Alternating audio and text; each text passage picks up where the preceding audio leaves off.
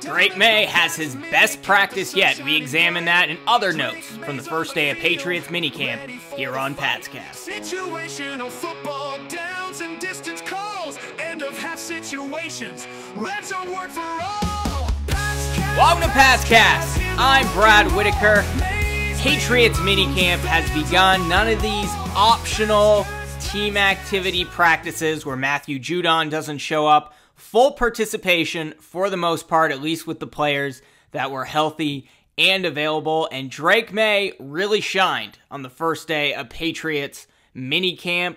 Good to see him continue to improve as we head into about 4 weeks that he's been at the Patriots facility, working on his footwork, working on his mechanics, his timing, learning that new Alex Van Pelt West Coast offense, which all the offense has to learn, a brand new thing being brought to New England. But a lot of good things to note from the first day of Patriots Minicamp. The practice mainly focused on situational football, different downs and distances, end of half situations, and a lot of red zone work, which we saw last week at OTAs, really emphasizing the red zone work, as Bill Belichick often did as well. Drake Maye has a similar philosophy because things get tight there, and that's where you find out just how good your offense is. But Drake Maye, light and day difference from what he did at OTAs with media availability last week, and this week at minicamp, where he was going up against much better defenders, since these were not optional practices, these were mandatory. And before practice, Drake Maye said to the media,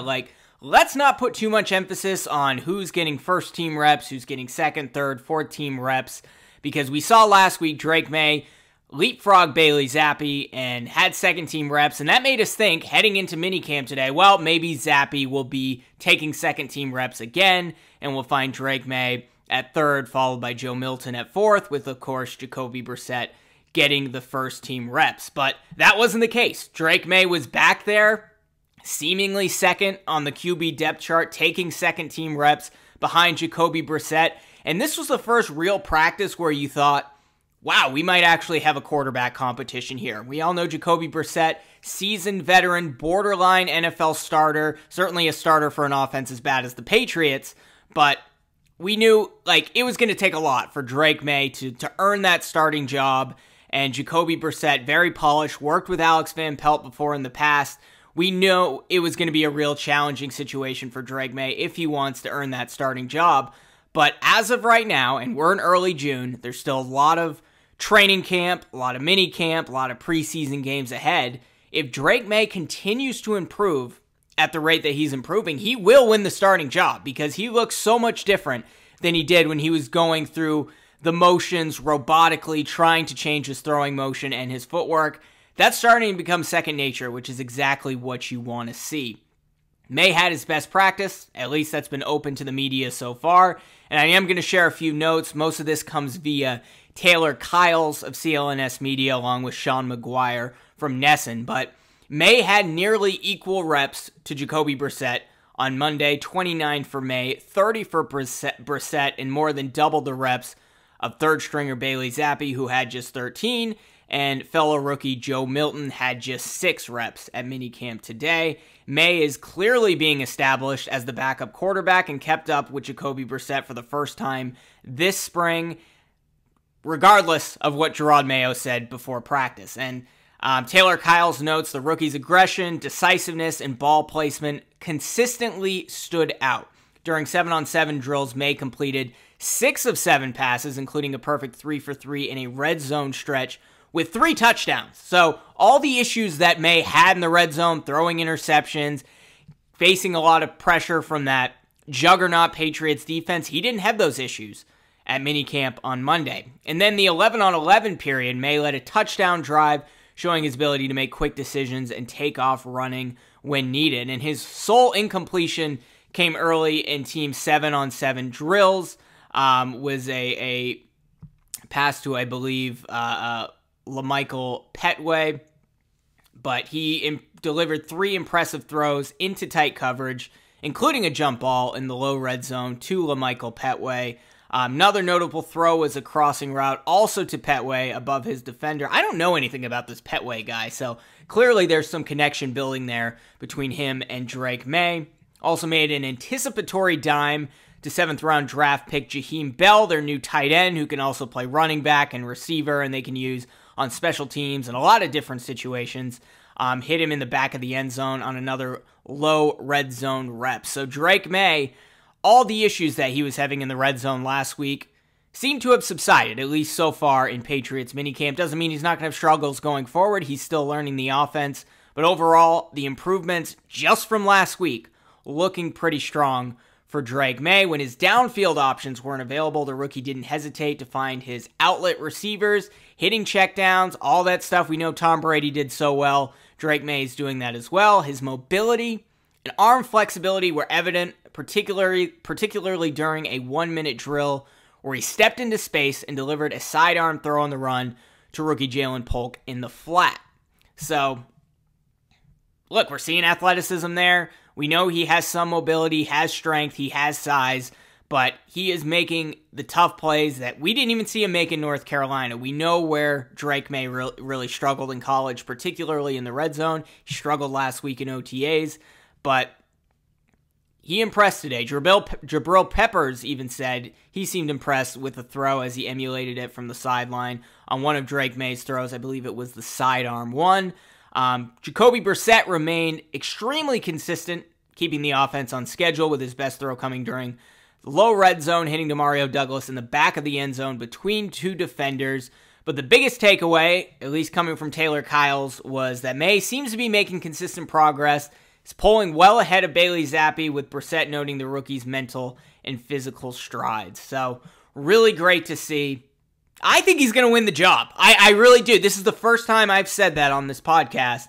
If he continues to improve at the rate, if he improves at the rate he's improving now, he's gonna win the MVP. I don't think that's gonna happen. But the guy that came in to rookie minicamp a few weeks ago, going through the robotic motions, struggling with his footwork, struggling with his mechanics, his release, he's a different guy now, and that's happened in about a month. So give the Patriots credit. Give Gerard Mayo, Alex Van Pelt, Ben McAdoo, all of these people who are working with Drake Maye, a lot of credit. The best days are yet to come, and I'm really impressed hearing about his development so far. He's going to have some growing pains, we know, especially when he finally sees the field in the NFL. He's going to have games where he throws 4 interceptions. Now, let's hope those are Andrew Luck punt interceptions and not, Josh Allen, although he throws some punt interceptions, which are okay, but not making the same mistakes that Josh Allen makes that makes him not the MVP candidate that he should be. Let's hope Drake Maye can overcome that, but I would expect him to have some difficult games, at least early on, but at least when it comes to his accuracy and throwing the ball downfield. But overall, all the things we knew Drake Maye struggled with, he's made a lot of strides so far in training camp. Now, some of the players that did not participate today, Kendrick Bourne, still recovering from that injury. We know he's done a lot of workouts this offseason. Looks good from the film we've seen, but still hasn't really participated so far in OTAs or in minicamps. Linebackers Taki and Jelani Tavai were missing. Edge rusher Josh Uche. Jake Andrews, the offensive lineman that's not David Andrews, and Cole Strange, of course. We don't know when we'll ever see him. Hopefully by midseason. But there's a chance we may not even see him this year. And then limited participations from wide receiver Javon Baker. Not sure what's going on there. I guess he has maybe a slight injury. The corner they drafted this year, Marcellus Dial. And a couple guys that may not make the team. Caleb Ford-Dement, the cornerback, and Terrell Jennings, the running back. But for the most part, guys like Matthew Judon, Godshaw, all those guys were there participating. These are mandatory practices, and that's what I was really worried about, especially with Drake Maye. Like, looking at his struggles last week, particularly in the red zone, he wasn't going up against the full strength of the Patriots defense. Well, today, he pretty much was, and he had his best practice yet, so that's good to see. A few notes about the offensive line. Caden Wallace, we know the Patriots drafted him and anticipate him to be their starting left tackle of the future, but the Pats really spent OTAs and parts of minicamp today testing his versatility by repping him at right tackle. We know Gerard Mayo really wants to have depth and versatility on that offensive line, so they're trying out players at multiple positions to add depth and to make sure when the inevitable injuries occur that the offensive line doesn't struggle too much, as they often do when players go down. Offense's top line remains largely unchanged. Chuks Okorafor starting at left tackle, Michael Wenu at right tackle, and then with the second group, they actually put Michael Wenu at right guard and Caden Wallace at right tackle, but that's more to address some of the depth issues that they're facing at guard. We know it's the early stages right now for Caden Wallace. They're experimenting him at different places. They want him to be the left tackle, but right now they're moving him around to see. And seeing that they put Michael Wenu at right tackle, or at right guard rather, and Caden Wallace at right tackle, maybe that's what the Patriots start out with, right? Because then if you're pretty confident in Chuks Okorafor at left tackle and you don't think Caden Wallace is ready to move to the far left side, you at least want Wallace out there, right? Like, he's a starting NFL offensive lineman, particularly on the far right side at right tackle, where he spent all his days at Penn State. And then Michael Wenu, who we expect to be the right tackle of the future, certainly played well there toward the end of last season.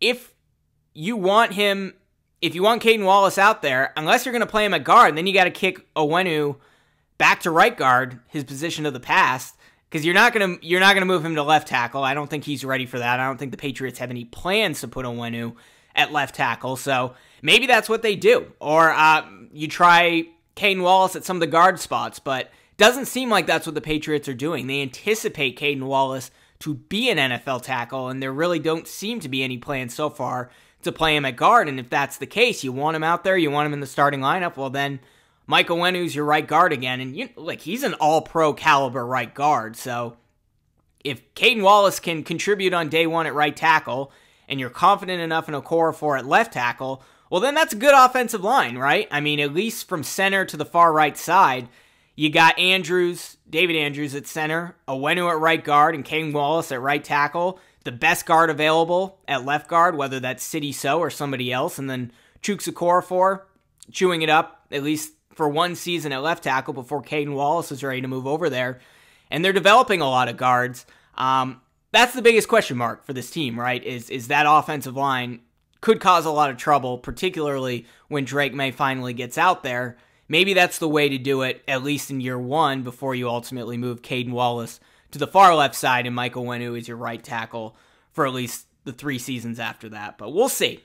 Some other notes from training camp. Ramondre Stevenson says he's pretty close to a contract extension with the Patriots. That's something no Patriots player would have ever shared under Bill Belichick, but if he's willing to share that publicly, it must mean he's fairly close. Look, Stevenson's a big-bodied running back. He's not going to get a lot of money because running backs don't make a lot of money in today's NFL because they're kind of interchangeable, but we all know how much Stevenson contributes, so I wouldn't expect it to be a massive contract. I care more about the years than the dollar figures. I would expect probably something like around 3 years, but is it going to be double-digit annual money, 10+ million? I would highly doubt that, at least considering how much running backs in the NFL are paid, but it's good to see Stevenson will be back out there. He's made a lot of strides. We know he's a good power runner. We know he did a lot in zone running, particularly inside zone running last year. Going to have to be running on the outside a lot this year. He did a little bit of that in college, so hopefully he's able to contribute just as much there as he did as a power runner for the Patriots these last few seasons. But he's improved as a blocker, and he's improved as a pass catcher as well. Problem is he's kind of slow on those third down plays in terms of being available for those check down throws. That's why they brought in Antonio Gibson, who I guess has had a few good practices during OTAs. So I wouldn't expect to see Stevenson out there on third down like we've seen in years past. Zeke's gone, but it's really going to come down to those two guys and how they can contribute. But it looks like Stevenson's probably going to be on the team for years to come. Jalen Polk had some impressive grabs today, including a pair of touchdowns in the red zone, with one actually coming against Christian Gonzalez, who I am putting money on to make it to the Pro Bowl this year, assuming he stays healthy. Probably would have won Rookie of the Year last year had he stayed healthy. Tyquan Thornton continuing to do well in OTAs, in minicamp, as he often does. We'll wait until the pads come on, but he made a couple of grabs for scores in the low red zone. Did have a drop pass in team drills. after a miscommunication with Jacoby Brissett. Offensive lineman Michael Jordan, who's actually gotten some first-team reps at guard, was kicked out of practice after getting into it with defensive lineman Tristan Hill, so not great there. And then the kicker situation is also kind of a red flag as we head into the 2024 NFL season. Chad Ryland went just 2 of 4 on field goals toward the end of practice, while the other guy competing for the job, Joey Sly, hit all 4 of his attempts. So that will be something to monitor in the coming weeks. I think it should also be noted there are some really excellent kickers coming out of the United Football League, guys that can consistently hit from 60-plus yards. We've seen game winners that have gone for like 67 yards in the UFL. If the Patriots aren't convinced about Chad Ryland, and I'm not sure they're convinced about Joey Sly, I hope they at least take a look into some of those guys. I know St. Louis Battlehawks had a pretty good kicker, Birmingham Stallions, I think Michigan had a pretty good kicker. So definitely look into some of those UFL teams because as we saw last year, was it the Dallas Cowboys kicker, his name's slipping from me now, played in the USFL and turned out to be one of the best kickers, if not the best kicker in the NFL last year. So there's a lot of talent out there. I'm not convinced with Chad Ryland. I know he has a good leg, but just very inconsistent. Lost the Patriots a game against the New York Giants last year. Thankfully, we got Drake Maye because of it, but that kicker situation is going to be interesting in the coming weeks. I hope the Patriots, Gerard Mayo, Elliott Wolf, take a look at some of these other kickers, particularly in the UFL, and see if there's someone available there who could become their kicker of the future. But that's it for this episode of PatsCast. Let me know in the comments below if you are encouraged by Drake Maye. I want to hear from you also about the offensive line situation and the kicker situation, which are 2 of the biggest question marks heading into the season. Let me know in the comments below. If you're watching on YouTube, be sure to subscribe to this channel, hit the notification bell, and like this video, or subscribe if you're listening to Apple Podcasts or Spotify. We'll be back the rest of the week with more New England Patriots coverage. Down at the Pats Minicamp, the sun shining bright. Drake Maye's on the field, ready for the fight. Situational football, downs and distance calls, end of half situations. That's a word for all. PatsCast, hear the rookie roar. Maye's making moves, fans are wanting more. PatsCast, shining in the day. With every throw, he's here to stay. Mayo told the media, don't stress the depth chart. Drake's taking reps, showing off his heart. Maye and Brissett nearly neck and neck. With every pass, Drake's earning respect. PatsCast, hear the rookie roar. Maye's making moves, fans are wanting more. PatsCast, shining in the day. With every throw, he's here to stay. In 7 more 7 drills, he sits at 7. Red so perfect, he's aiming for heaven. Touchdown drives, quick decisions, he's a sight. Mobility and precision, he's taking flight.